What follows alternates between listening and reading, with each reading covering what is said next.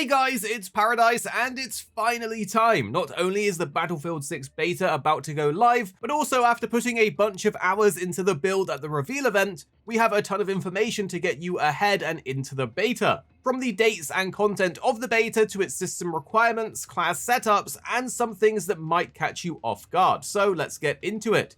First off, you might be wondering when you can actually play. Well, the Battlefield 6 beta is split across 2 weekends, and if you got in through Battlefield Labs or managed to grab a key through Twitch drops, you can jump into the early access from August 7th to 8th. Everyone else will get access during the full open beta periods from August 9th to 11th, and again for a second round from August 14th to 17th. So you don't actually have to pre-order to play in the open betas.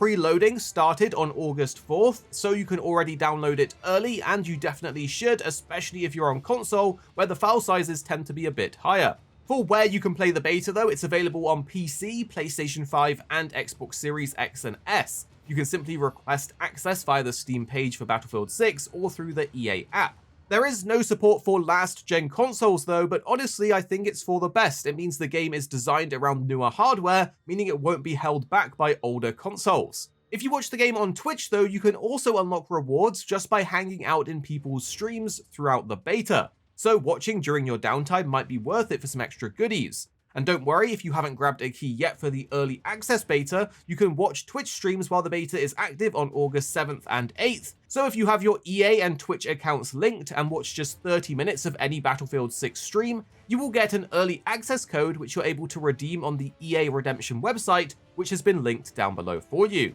Perhaps the easiest way to get in is through an EA Play Pro subscription, as this automatically grants you access to the early access beta and will give you the Phantom Edition bonuses and the full game when it launches if you keep your sub, which is way cheaper than buying it outright. But you can also earn exclusive beta reward cosmetics across both weekends. For Twitch, watching 1 hour will get you the Mimic Weapon package, 2 hours will unlock the Landslide Soldier skin, 3 will get you the Shattered Vehicle skin, and 4 will get you the Imperial Soldier skin. If you miss anything in the first weekend though, you can catch up in the second beta weekend as your progress carries over. Just don't forget to claim these from your Twitch drops inventory within 24 hours or they won't show up at launch. If you're an eager beaver and want to get started early as the beta goes live, or you have ropey internet, remember the preload is available. The build is around 40 gigabytes, so it's not massive, but it still is a bit chunky. So if you're planning to play on day 1, definitely grab it and download it ahead of time on your platform.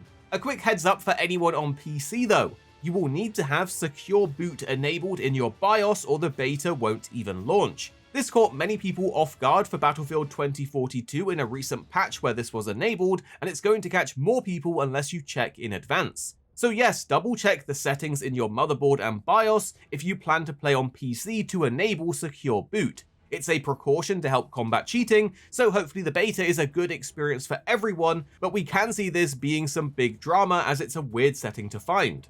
Alongside the Twitch drops, there's also in-game beta challenges that you can complete across the first week of the open beta to unlock even more cosmetics for launch. There are 7 challenges in total tied to both progression and class-specific tasks. A few examples include hitting level 10 to unlock the Lights Out player card. Level 15 gets you the Rising Star character skin, and level 20 gets you the Night Terror weapon charm. Then there are class-based objectives like getting 50 close-range kills for a special striking distance weapon skin on Assault. For support, if you revive 100 teammates, you unlock a sticker. For engineer, you need to repair 3000 vehicle health, and for recon, spotting 300 enemies will get you the Seeker skin. All of these will actually carry over into the full game once it launches, so if you're grinding during the beta, these are worth knocking out. Furthermore, if you're playing on PC, you might be wondering about the system requirements. Well, you can see both the recommended and minimum specs here, with the main thing that stands out for the minimum requirements being Windows 10, an i5 CPU, an Nvidia RTX 2060, or an AMD 5600. So this should give you a good idea if your PC is up to spec for playing. For the beta weekend itself, we do know what maps and modes are available to play, so you can go in fully prepared. Starting on the first beta weekend, you'll get access to several core modes like Conquest, Closed Weapon Conquest, Domination, Breakthrough, and King of the Hill. In the second beta weekend, all of the previous modes are available, but Rush, Squad Deathmatch, and more are also added to the playlist on top, so there'll be a bunch of modes to test out across the beta. For the maps, there are 4 confirmed so far during the beta period. There's Siege of Cairo, Liberation Peak, Iberian Offense, and Empire State. The maps are split across the 2 weekends, with Empire State only dropping in the second week, so if you specifically want to play that one, you'll need to come back for the second beta. Now that is the content that's going to be in the beta, but there's a few things to know before jumping in, as knowing these will make your gameplay and time infinitely better. The first tip is that there are now floating damage numbers. You'll be able to see exactly how much damage you deal per shot, and it'll be a little number on the side of the crosshair. It has different color indicators for body, head, and armor hits, and if you hate it, you can turn it off. But for testing loadouts, it's actually super useful, especially when tweaking weapon attachments to make the best gun. The next thing to know is about the signature mechanics of the classes. You can technically equip any weapon to any class in open weapon matches, but each class gets unique bonuses when using their signature weapon type. Assault will get faster sprint to fire speed and weapon swap. Engineer with SMGs get better hipfire and control. Supports with LMGs avoid the usual movement penalties, and Recon with sniper rifles get better breath control and rechambering speed. If you go out of these types, like using an assault rifle on Recon, you lose those benefits, so it's not forced, but there is a clear reason to stay within the role of your class, unless you're playing in the closed class playlist, which will be restricted anyway. DICE have said that they will be starting off with the closed weapon conquest playlist, so some modes will restrict your weapon options while others don't. Since the preview builds, there's also been a few updates to the classes based on player feedback, and some of these are pretty cool. Assault has been shifted to be more team play focused instead of just being a lone wolf frontline attacker. Their adrenaline injector will now boost and clear your resistances to flashbangs, stuns, and explosive damage instead of self-healing. And their new commanding presence trait actually helps your squad capture objectives faster and exit combat status quicker. They also grabbed the deploy beacon from the Recon, which is now more of a team tool for flanking and coordinated pushes. And a brand new gadget, the Assault Ladder, is added that lets you create vertical paths for your squad to reach rooftops or flank from unexpected angles. The Engineer hasn't changed too much, but DICE have said they're watching how effective they feel against vehicles and in CQB. Support also has some light tuning, and they're looking at how fast supply crates refresh and how useful the LMG perk feels in actual squad combat.